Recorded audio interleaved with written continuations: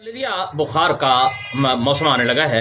Medical science कहती है कि अनाफेलिस नामी एक मच्छर होता है कि जिसके परों के ऊपर चितकबरे दाग होते हैं, सफ़ेद भूरे रंग के दाग होते हैं।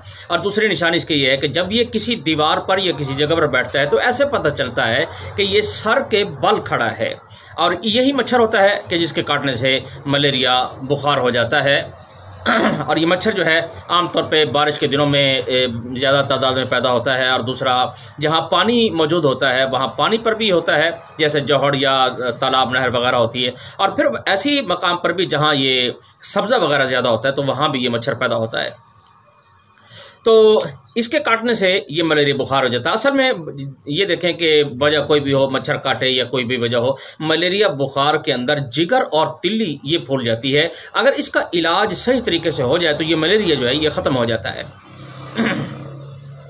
और आमतौर पर इसका जो शिकार होते हैं ना, वही लोग होते हैं कि जिन्हें खुश्की होती है, जिनके जिस्म के अंदर खुश्की होती है, ये जिनके जिस्म के अंदर सर्दी है या गर्मी है, उनको ये मलेरिया बुखार कभी भी नहीं होता। यही वजह होता है कि जब मौसम आता है तो ये मच्छर जो है काटता तो सबको है, मगर बुखार किसी किसी को होता है। हर एक को बुखार नहीं होता। वजह सिर्फ ये होती है जिसके अंदर खुश्की होगी उसी को ही ये मलेरिया बुखार होगा। अगर खुश्की नहीं है तो मलेरिया बुखार नहीं होगा। अब इसकी अलामत क्या होती है कि बुखार होने से पहले सुस्ती होती है, और फिर अंगड़ाइयाँ बंदा लेता है, फिर ये जमाइयाँ आती है, फिर सांस उसका जल्दी जल्दी आना शुरू हो जाता है, फिर जी मतलाने लग जाता है, फिर बदन जो होता है वो कमज़ोर होता है, बेचैनी जो है ये बढ़ जाती है, फिर वो लर्जा और कपकपी जो है ना ये तारी हो जाती है। उसके बाद बुखार चढ़ता है और वो शिद्दत से चढ़ता है। ये कमो बेश ये बुखार की जो शिद्दत होती है ना, ये 4-5 घंटे तक ये बुखार रहता है। फिर ऐसा होता है कि पसीना आ जाता है, पसीने की वजह से बुखार की जो शिद्दत है ये कम हो जाती है।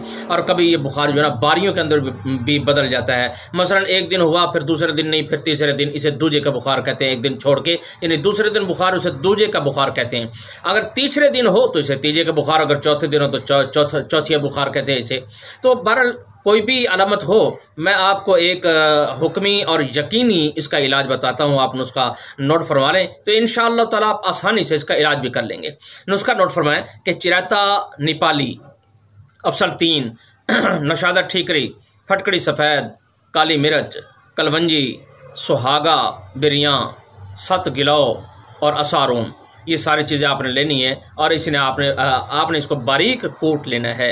अब ये याद रख लें कि ये दवा हो ज़रा कड़वी होती है, तो इसके लिए आपने कैप्सूल लेने हैं 500 मिलीग्राम वाले। इसे 0 कैप्सूल भी कहा जाता है। ये कैप्सूल भर के सुबह दोपहर शाम पानी के साथ आपने इस्तेमाल करना है इंशाअल्लाह ताला। अच्छा, अगर बुखार हो रहा हो, किसी आदमी को बुखार होता है तो वक्त से पहले 2 घंटे पहले अगर किसी को ये कैप्सूल खिला दिए जाएँ, 2 कैप्सूल इकट्ठे, तो ये जो नौबत बुखार की आ रही होती है ये आती ही नहीं है, ये ख़त्म हो जाती है। और इसके अलावा भी ये हर किस्म के बुखारों का तरियाक है, इलाज है। मैंने इसका ये 4-4 साल 5-5 साल के जो बुखार होते हैं उनका भी मैंने इससे इलाज किया है। ये बहुत बेहतरीन इलाज है। आप इसे बनाकर अपने घर के अंदर रख सकते हैं। लेकिन एक बात याद रख रहे हैं कि ये जो कैप्सूल होते हैं ये आपने इकट्ठे भर के नहीं रखने, ताज़ा कैप्सूल भरने हैं। यानी 1 दिन के भर ले, 2 दिन के ताज़े भरने हैं और फिर खिलाने हैं। अगर नमी पैदा हो गई तो ये कैप्सूल फट जाते हैं।